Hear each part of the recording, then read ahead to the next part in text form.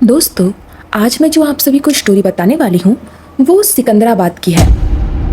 दोस्तों, सन 2004 में सिकंदराबाद में एक फैमिली रहती थी जिसमें माता पिता और उनके 2 बेटे और 2 बेटी थी, मतलब कुल 4 भाई बहन।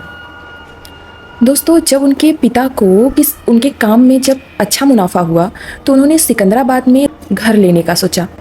जब वो लेने वाले थे तो उन्हें काफ़ी कम दाम में बहुत अच्छी हवेली मिल गई। तो उन्होंने सोचा कि जब कम दाम में हमें कोई चीज़ मिलती है तो हम उसे छोड़ते नहीं, हम उसे ले लेते हैं बिना ये जाने कि उसमें ऐसा क्या है जो इतनी बड़ी हवेली मुझे सस्ते में मिल रही है। तो उन्होंने ये सब ना सोचते हुए वो हवेली खरीद ली। जब उसका गृह प्रवेश था तो सब लोग पूजा पाठ हो रहे थे, सब लोग वहाँ बैठे थे। तो वहाँ सबसे हैरान करने वाली पहली बात ये हुई कि जब हवन होता है तो धुआं घर के अंदर फैलता है और वो घर के अंदर ना फैल के बाहर निकल रहा था। दोस्तों, वो पंडित ने जो वो पूजा करवा रहे थे उन्होंने पहले ही इनके पिता को बोला कि आपके साथ बहुत सारे बच्चे हैं, आप अपने बच्चों को लेकर ये घर छोड़ के यहाँ से चले जाइए, ये घर अच्छा नहीं। दोस्तों, उनके पिता ये बात नहीं माने क्योंकि वो इन सब पे विश्वास नहीं करते थे। दोस्तों, छुट्टियों का मौसम था, मई जून चल रहा था, तो बच्चे भी घर रहते थे। एक बार शाम को 8 बजे बड़ा भाई अपने स्कूल के कामों को कर रहा था और उनकी सबसे छोटी सिस्टर करीब 5 साल की नीचे बैठकर खिलौनों से खेल रही थी। वो बीच बीच में रो भी रही थी। ये सब उसका भाई ध्यान नहीं दिया, वो अपने काम में बिजी था तो उसे ज़्यादा ध्यान नहीं दिया। फिर जब बार बार ये चीज़ रिपीट होने लगी तो उसने देखा। उसे देखने के बाद उसकी आंखें खुली की खुली रह गई। दोस्तों, क्योंकि उस छोटी सी बच्ची के बाल को कोई खींच रहा था। जब वो रोने लग रही थी तो छोड़ दे रहा था और जब वो नहीं रोती थी तो दूसरी बार और तेज़ी से उसके बाल को खींच रहा था।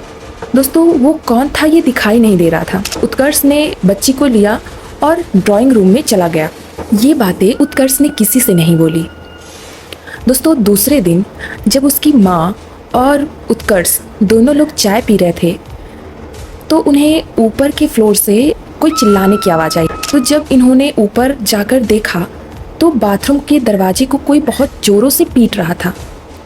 उन्होंने बहुत खोलने की कोशिश की पर खुल नहीं रहा था।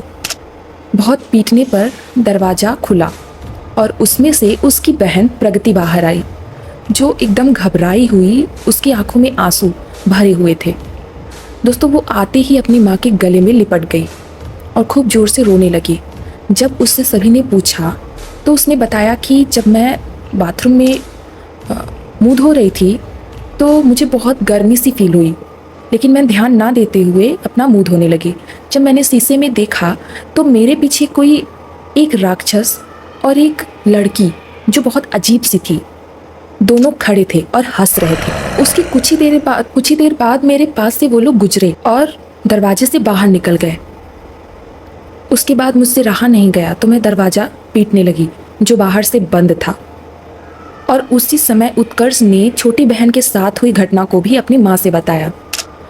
तब माँ ने पिता से ये सारी बातें बोली। तब उसके पापा ने पंडित को बुलाने का सोचा। उन्होंने फ़ोन किया और बोला कि आप यहाँ पर आ जाइए, ऐसी ऐसी घटना हो रही हैं। वो पंडित बोले कि मैं 3-4 दिन बाद आऊँगा। दोस्तों, उसकी सुबह ये लोग हॉल रूम में बैठे हुए थे तो उनके मेन गेट से कोई औरत और वो छोटा सा बच्चा लिए हुए प्रवेश कर रही थी और वो प्रवेश करते ही कहीं गायब हो गई और ये लोग वो सब देख रहे थे। फिर उन्हें इतना सब कुछ हो रहा था, ये सब नॉर्मल था। कहीं इनके किचन में कोई बर्तन फेंकना, तो कहीं जैसे कोई दूर से इन्हें घूरता हुआ देखना, ये सब यहाँ पे घट रहा था। अब धीरे धीरे इनके साथ जो हो रहा था वो नॉर्मल हो चुका था। ये लोग बस उस पंडित जी का इंतज़ार कर रहे थे। फिर ये लोग रात को अपने रूम में सोने चले गए, साथ में सोते थे सब। जहाँ पे ये लोग सोते थे वहाँ पे खिड़की से एक पीपल का पेड़ दिखता था एकदम सामने ही। वो बहुत काफ़ी पुराना था।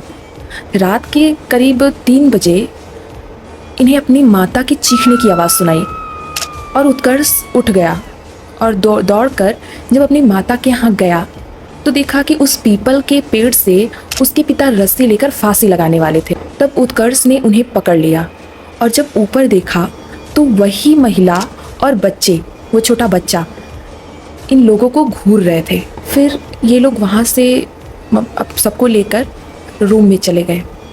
दोस्तों सुबह हुई, फिर पंडित जी आए। उन्होंने कहा ऐसी क्या चीज़ थी जो आपने इस हवेली को लिया बिना इसके बारे में जाने। ये मतलब कोई मामूली नहीं है। यहाँ पे कोई एक फैमिली रहती थी जिन्होंने ये बनवाया था, ये पूरा हवेली। इस हवेली को हड़पने के लिए उन पे कई लोग जादू टोना टोटका किए थे, और वो भी एक बार नहीं कई बार, जिसकी वजह से 2-3 दिन बाद वहाँ पर सभी लोगों की मौत हो गई। किसी ने फांसी लगा के जान ले ली तो किसी का एक्सीडेंट हो गया। और वो लोग इसी घर में कम से कम 9 आत्माएं थी, इसी घर में फंस गए थे। इतना खुशहाल परिवार था, उनको जादू टोने टोटके सब करवा के ख़त्म कर देना। किसी को क्या मिलता है ऐसा करवा के। दोस्तों ये सब नॉर्मल होने में 6 महीने लग गए थे उसके परिवार को, और ये है उनकी रियल तस्वीर। दोस्तों आप लोग को क्या लगता है, कमेंट में ज़रूर बताएं।